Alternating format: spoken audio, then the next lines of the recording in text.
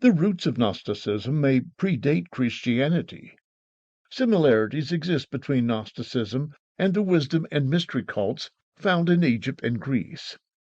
Gnosticism contains the basic terms and motives of Plato's cosmology, as well as the mystical qualities of Buddhism. Plato was steeped in Greek mythology, and the Gnostic creation myth has elements owing to this. Both cosmology and mysticism within Gnosticism presents an interpretation of Christ's existence and teachings. Thus, Gnostics are considered to be a Christian sect. Gnostic followers are urged to look within themselves for the truth and the Christ spirit hidden asleep in their souls. The battle cry can be summed up in the words of the Gnostic Gospel of Thomas, verse 3. Jesus said, "If those who lead you say to you, 'Look, the kingdom is in the sky,' then the birds of the sky would enter before you. If they say to you, 'It is in the sea,' then the fish of the sea would enter ahead of you.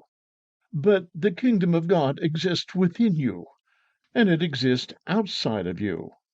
Those who come to know, or author's note, recognize, themselves will find it. And when you come to know yourselves, you will become known, and you will recognize that you are the children of the living Father. Yet if you do not come to know yourselves, then you will dwell in poverty, and it will be you who are that poverty." Paganism was a religious traditional society in the Mediterranean leading up to the time of the Gnostics.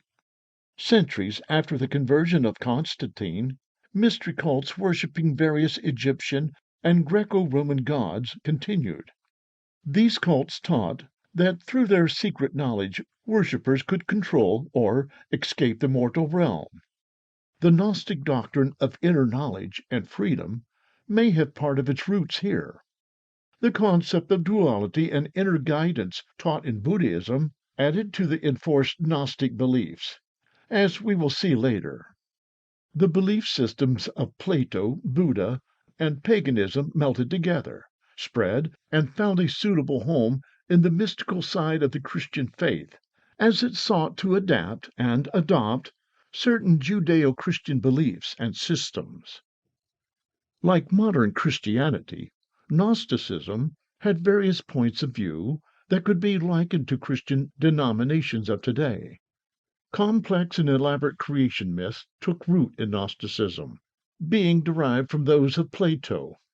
Later, the theology evolved, and Gnosticism began to shed some of its own more unorthodox myths, leaving the central theme of inner knowledge, or gnosis, to propagate.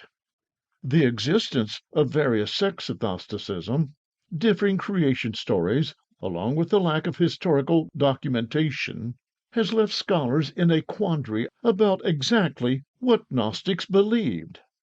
Some have suggested that the Gnostics represented a free-thinking and idealistic movement much like that of the hippie movement active in the United States during the 1960s. Just as the hippie movement in the U.S. influenced political thought, some early sects of Gnostics began to exert direct influence on the Christian church and its leadership. Although it appears that there were several sects of Gnosticism, we will attempt to discuss the more universal Gnostic beliefs, along with the highlights of the major sects. Gnostic cosmology, author's note, which is the theory of how the universe is created, constructed, and sustained, is complex and very different from Orthodox Christian cosmology. In many ways, Gnosticism may appear to be polytheistic or even pantheistic. To keep listening to this audiobook, I've left you a link in the description so you can do it, at no cost thanks to Audible's 30-day free trial.